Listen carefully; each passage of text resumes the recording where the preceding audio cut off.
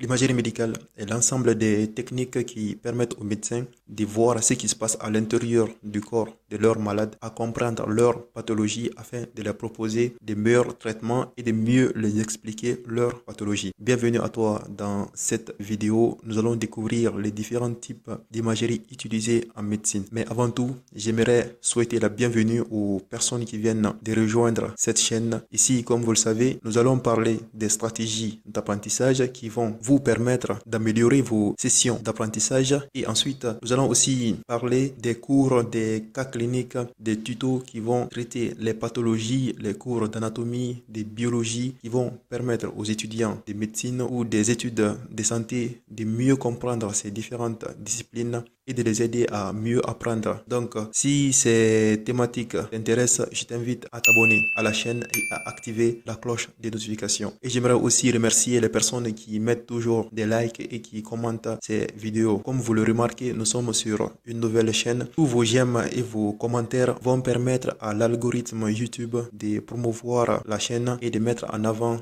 les différentes vidéos. Donc, je vous remercie très sincèrement. Donc, nous allons continuer avec la vidéo imagerie médicale. Comme je l'ai dit au début de la vidéo, c'est l'ensemble des techniques qui vont permettre aux médecins de voir ce qui se passe à l'intérieur du corps de leurs malades afin de mieux comprendre leur pathologie, de mieux surveiller l'efficacité des différents traitements qu'ils donnent à leurs malades et de pouvoir les adapter ultérieurement. Donc, ces différentes techniques ont permis de révolutionner la prise en charge des patients en médecine. Et ces techniques, il y en a vraiment beaucoup. Nous allons voir les techniques les plus utilisées en médecine et quels sont leurs intérêts dans la prise en charge des patients. Pour traiter cette vidéo, nous allons utiliser un plan qui est le suivant. Nous allons parler d'une petite introduction et historique, parler des différents types d'imagerie utilisées en médecine, l'imagerie, à savoir l'imagerie structurale, l'imagerie fonctionnelle, la radiographie standard, l'ultrasonographie, communément appelée l'échographie,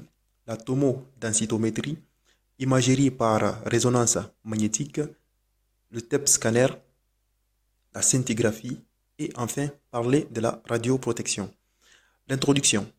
L'imagerie médicale a fait son apparition grâce à la découverte des rayons X par un scientifique allemand qu'on appelle Wilhelm Röntgen en 1896. Très vite, l'intérêt d'une telle découverte pour la médecine se développe et Antoine Becler, qui était le chef de service à l'hôpital Tenon à Paris, acquiert en 1897 un radioscope. Les premiers dépistages de la tuberculose y sont effectués grâce aux radiographies des poumons. La découverte des rayons X a permis pour la première fois de voir à l'intérieur du corps. Nous allons expliquer comment les rayons X vont nous permettre de voir ce qui se passe à l'intérieur du corps grâce à leur propriété qui est leur capacité à renverser la matière vivante. D'ailleurs, ce scientifique allemand a utilisé pour la première fois la main de sa femme pour obtenir les premières imageries. En imagerie médicale, nous allons distinguer deux grands types d'imagerie, les imageries structurelles et les imageries fonctionnelles. Les imageries structurelles sont l'ensemble des techniques qui vont permettre aux médecins de voir la forme, la structure, le volume, la situation et les lésions qui se situent à l'intérieur des différents organes analysés. Par exemple, quand le médecin demande à un patient qui est venu le voir pour une toux fébrile, ça veut dire une toux accompagnée de la fièvre avec une altération de l'état général, ça veut dire que le patient, il mange pas bien, il est fatigué. Le médecin lui demande une radiographie du thorax pour pouvoir voir à l'intérieur de ses poumons une opacité qui serait en faveur d'une pneumopathie communautaire aiguë. Dans cette situation,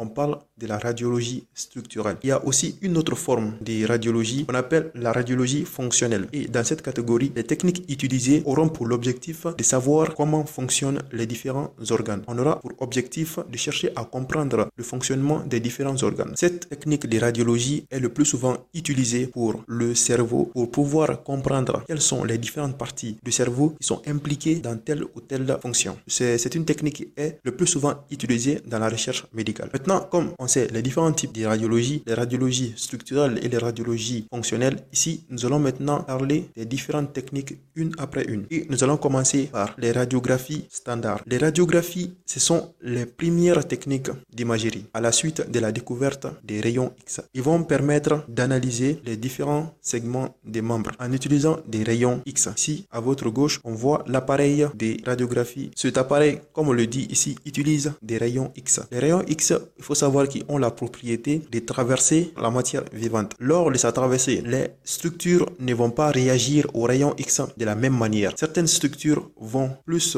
atténuer les rayons que d'autres. Par exemple, l'air se laisse presque complètement traverser par les rayons X, mais l'os atténue presque totalement les rayons X. Donc, on dit que l'os, il est opaque aux rayons X. Donc, cette opacité va se présenter sous forme de blanc. Donc, quand on prend une radiographie standard, tout ce qui se présente le plus souvent en blanc, c'est de l'os. Et l'air sera totalement noir. Et entre les deux, on peut trouver d'autres tissus comme la graisse ou d'autres organes. Ici, à votre droite, on voit ici une radiographie standard du thorax. Sur cette radiographie, on voit la clavicule, les côtes et au milieu, on voit la silhouette cardio-médiastinale. Ça veut dire le médiastin qui est en haut avec les différents vaisseaux et le cœur qui est en bas. Tout ceci repose sur le diaphragme. Tout ce qui est en bas, c'est la cavité abdominale. Et cet examen est l'un des examens les plus demandés en médecine. Ici aussi, on voit la radiographie standard des pieds, des faces. Ici, on voit le tarse, le métatarse, les phalanges. À gauche, on voit une radiographie standard des pieds, des profils. Pourquoi on appelle radiographie standard? Parce qu'il y a aussi d'autres formes de radiographie qui vont utiliser des produits de contraste. Les produits de contraste, ce sont des produits qu'on va essayer de mettre dans certaines cavités qu'on ne voit pas normalement sur les radiographies, mais lorsqu'on injecte ces substances qui sont radio-opaques, donc ils ne vont pas se laisser traverser par les rayons X, ces éléments vont apparaître blancs comme l'os. Donc on pourra très facilement analyser certaines structures qui ne vont pas normalement apparaître sur une radiographie standard. Et aussi on a la mammographie. La mammographie aussi est une technique d'imagerie médicale qui utilise les rayons X. C'est une technique qu'on va plus demander chez les femmes pour deux raisons. Soit pour dépister un cancer du sein ou pour diagnostiquer un cancer du sein. Le plus souvent, on a deux clichés. Un cliché des faces et un cliché des profils. Ensuite, on a l'ultrasonographie. L'ultrasonographie qu'on appelle aussi échographie. Cette technique ne va pas utiliser ici les rayons X, mais ce sera une technique qui sera basée sur l'utilisation des ultrasons, des sons de haute fréquence. On va utiliser pour essayer d'analyser certaines structures. Le plus souvent, l'ultrasonographie ou échographie est une technique qui sera utilisée pour analyser les parties molles comme les muscles, les parties molles du cou, mais le plus souvent, on les prescrit pour pouvoir analyser les organes intra-abdominaux, les organes pelviens et les organes génitaux chez la femme. Et aussi, on peut aussi l'utiliser pour analyser certaines masses qu'on constate en sous-cutané. C'est la seule technique qui est utilisée pour pouvoir suivre l'évolution du bébé dans le ventre de sa mère lors de la grossesse. Donc, c'est une technique qui n'a pas vraiment de contre-indications. On peut l'utiliser dans beaucoup de cas pour analyser les organes. Ici, on le moniteur, une console ici qui va permettre de régler les différents paramètres et on a les différentes sondes. Ce sont ces sondes qui vont être utilisées par le radiologue. On va le placer sur la partie du patient à analyser. Le plus souvent, on va appliquer aussi un gel sur cette partie pour pouvoir permettre d'adapter la sonde à la partie à analyser, faire passer facilement les ultrasons. La propriété de cette sonde est qu'à la fois, elle est émettrice et réceptrice. Quand elle envoie des ultrasons sur la partie et sur la structure à analyser, les ultrasons seront réfléchis et renvoyés sur la sonde. La sonde va recevoir les ultrasons et tout ce phénomène sera transmis à une machine qui va analyser et nous donner une image en fonction du processus physique qui s'est passé sous la sonde. Et on pourra ainsi avoir nos images à analyser et que le radiologue va analyser pour nous donner si le résultat ou l'image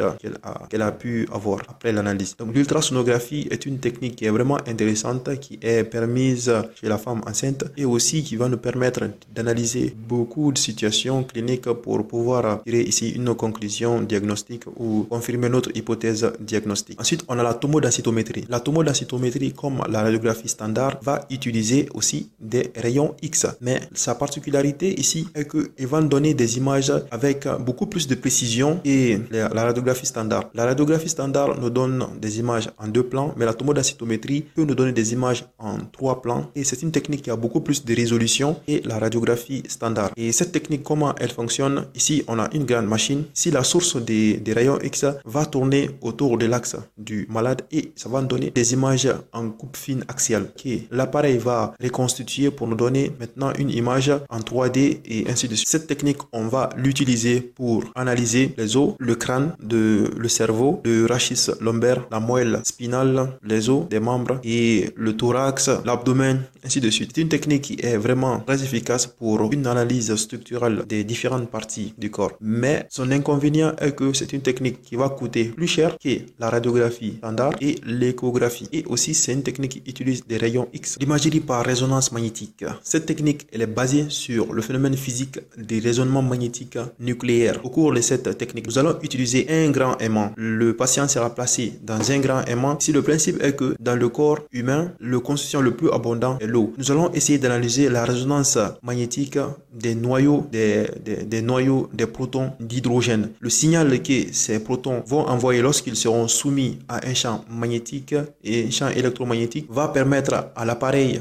de nous donner une image que le radiologue va analyser. Et c'est une technique qui va donner des images avec une très bonne résolution, surtout pour l'analyse du système nerveux, le cerveau, le tronc cérébral, la moelle et les articulations. Et ces techniques vont nous permettre de facilement diagnostiquer tout ce qui est processus tumoral, tout ce qui est pathologie vasculaire comme des AVC ischémiques ou hémorragiques ou une tumeur du cerveau, de la moelle, ainsi de suite. On ne va pas utiliser l'IRM chez des patients qui ont déjà des implants métalliques dans le corps et l'IRM est un examen peu accessible. Aussi, le TEP scan.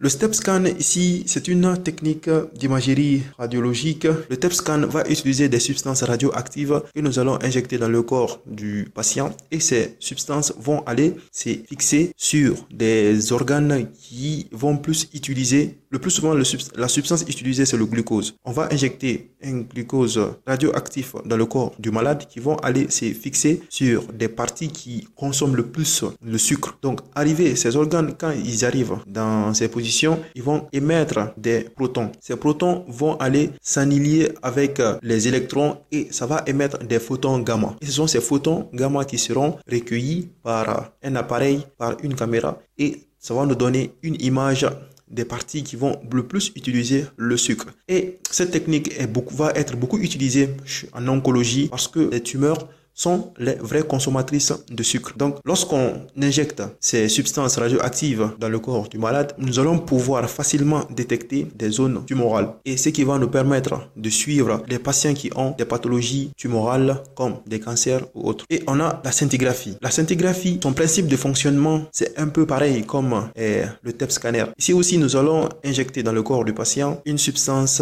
radioactive. Mais ici, à la différence, les substances radioactives vont directement, au lieu de des positons, ils vont émettre directement des photons gamma. Ils vont aller se fixer sur certaines parties. Le plus souvent, on va les utiliser pour analyser, par exemple, la thyroïde, les os, pour des pathologies tumorales qui touchent les os, et pour analyser le fonctionnement de la glande thyroïde. Ces substances ici vont aller se fixer sur ces parties et ensuite, ils vont émettre des photons. Ces photons seront détectés par des caméras, des appareils. Ils vont produire une image comme celle qui est à droite. Ici, on voit un squelette avec des hyperfixations du produits radioactifs. Ici, peut-être par exemple, on est à la recherche d'une pathologie tumorale qui touche les os. Et ensuite, pour terminer, nous allons parler de la radioprotection. Vous avez pu remarquer que la plupart des imageries, des techniques d'imagerie qu'on utilise en médecine pour diagnostiquer, suivre les malades, vont utiliser des substances radioactives et des rayons X. Et ces rayons X ici ont des effets nocifs lorsqu'ils sont mal utilisés sur le corps parce que ce sont des concentrés, des rayons que nous allons prendre en un laps de temps. Et donc, il va falloir respecter certains principes qu'on appelle les principes de radioprotection. Le premier principe, c'est la justification. Tous les examens radiologiques doivent être justifiés. On doit déterminer le rapport bénéfice-risque pour le patient.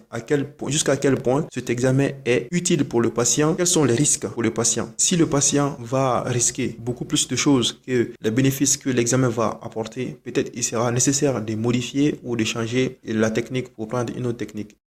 Et l'optimisation. L'optimisation consiste d'utiliser la dose la plus faible pour effectuer l'imagerie.